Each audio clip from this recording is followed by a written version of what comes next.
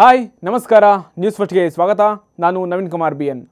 Heart attack ಈ ಪದ ಕೇಳ್ತಿದ್ರೆ ಭಯ ಶುರುವಾಗುತ್ತೆ. ಹಿಂದೆ ಒಂದು ಮಾತು ಹೇಳ್ತಿದ್ರು, ಹಾರ್ಟ್ ಅಟ್ಯಾಕ್ ಎಲ್ಲ 60 ವರ್ಷ ವಯಸ್ಸು ಮೇಲಿರುವಂತಹ ಹಿರಿಯರಿಗೆ ಬರುತ್ತೆ ಅಂತಿದ್ರು.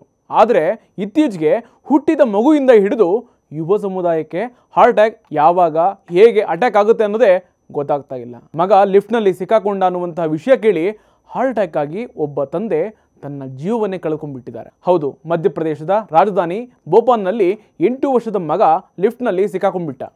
ವಿಷಯ ಯಾವಾಗ ತಂದೆಗೆ ಗೊತ್ತಾಯಿತೋ ಆಗಲೇ ಶಾಕ್ಗೆ ಒಳಗಾಗಿ 51 ವರ್ಷದ ವ್ಯಕ್ತಿ ಹಾರ್ಟ್ ಅಟ್ಯಾಕ್ನಿಂದ ಸಾವನ್ನಪ್ಪಿದ್ದಾರೆ.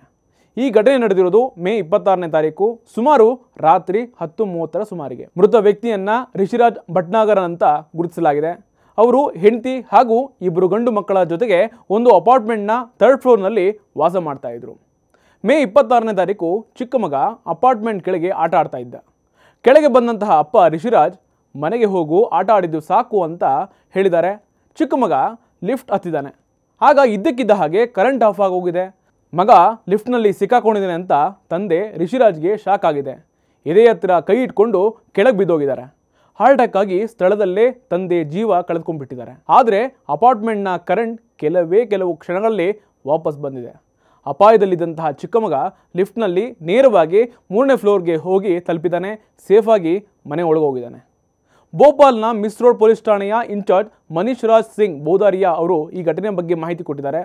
ಮೇ 26ನೇ ತಾರೀಕಿನ ರಾತ್ರಿ ಖಾಸಗಿ ಆಸ್ಪತ್ರೆಯಿಂದ ರಿಷಿ ಭಟ್ನಾಗರ್ ಅನ್ನುವಂತಹ ವ್ಯಕ್ತಿ ಆಸ್ಪತ್ರೆಗೆ ಕರೆದುಕೊಂಡು ಬಂದಾಗ ಸಾವನ್ನಪ್ಪಿದ್ರು. ಮಾಹಿತಿಯನ್ನ ಪಡೆದುಕೊಂಡು ಕೇಸ್ ದಾಖಲಿಸಿಕೊಂಡು ತನಿಖೆ ನಡೆಸಲಾಗ್ತಾ ಇದೆ.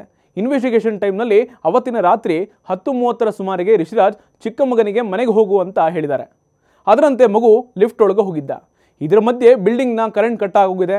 ಮಗು ಲಿಫ್ಟ್ನಲ್ಲಿ ಸಿಕ್ಕಾಕೊಂಡಿದೆ ಅಂತ ಚಿಂತೆ ಮಾಡಿಕೊಂಡು ಶಾಕ್ ಒಳಗಾಗಿದ್ದಾರೆ. ಇದರಿಂದ ಪ್ಯಾನಿಕ್ ಅಟ್ಯಾಕ್ಗೆ ಒಳಗಾಗಿ ಪ್ರಜ್ಞೆ ತಪ್ಪೋದ್ರು. ಇದಾದ್ಮೇಲೆ ಕಾಲೋನಿಯಲ್ಲಿದ್ದಂತಹ ಜನ ತಕ್ಷಣ ಅವರನ್ನ ಆಸ್ಪತ್ರೆಗೆ ಕರ್ಕೊಂಡು ಹೋದ್ರು. ಆದರೆ ಅಲ್ಲಿಗೆ ಹೋಗೋದ್ರೊಳಗನೆ ಜೀವ ಕಳೆದುಕೊಂಡ್ಬಿಟ್ಟಿದ್ರು. ಪ್ರಾಥಮಿಕ ತನಿಖೆಯಲ್ಲಿ ಆ ವ್ಯಕ್ತಿ ಹೃದಯಾಘಾತದಿಂದ ಒಳಗಾಗಿದ್ದಾನೆ ಅನ್ನುವಂಥ ವಿಚಾರ ಗೊತ್ತಾಗಿದೆ. ಆದರೆ ಮರಣೋತ್ತರ ಪರೀಕ್ಷೆಯ ವರದಿ ಬಂದ ನಂತರ ನಿಜವಾದಂತಹ ಕಾರಣ ಏನು ಅಂತ ಗೊತ್ತಾಗುತ್ತೆ ಅಂತ ಮನೀಶ್ ರಾಜ್ ಸಿಂಗ್ ಮಾಹಿತಿ ಕೊಟ್ಟಿದ್ದಾರೆ. ಇನ್ನು ಮಗುವಿನ ಬಗ್ಗೆ ಕೇಳಿದಾಗ ಆ ಮಗು ಸಂಪೂರ್ಣವಾಗಿ ಚೆನ್ನಾಗಿದ್ದಾನೆ. ಅವನಿಗೆ ಯಾವುದೇ ರೀತಿಯಿಂದ ಸಮಸ್ಯೆ ಆಗಿಲ್ಲ. ಪವರ್ ಕಟ್ ಆಗಿದ್ದರಿಂದ ಲಿಫ್ಟ್ ನಿಂತೋಗಿತ್ತು. 2-3 ನಿಮಿಷಗಳಾದಮೇಲೆ ಕರೆಂಟ್ ಮತ್ತೆ ಬಂದಿದೆ. ಲಿಫ್ಟ್ನಿಂದ ಸೇಫಾಗಿ ಹೊರಡೆ ಬಂದಿದ್ದಾನೆ ಅಂತ ಮಾಹಿತಿ ಕೊಟ್ಟಿದ್ದಾರೆ. ಅಪ್ಡೇಟ್ಗಳಿಗಾಗಿ ನೋಡ್ತಾ ಇರಿ ನ್ಯೂಸ್ ಫಸ್ಟ್, ನಿರ್ಭೀತಿಯಿಂದ ನಿಮ್ಮ ಪರವಾಗಿ. ನ್ಯೂಸ್ ಫಸ್ಟ್, ನಿರ್ಭೀತಿಯಿಂದ ನಿಮ್ಮ ಪರವಾಗಿ.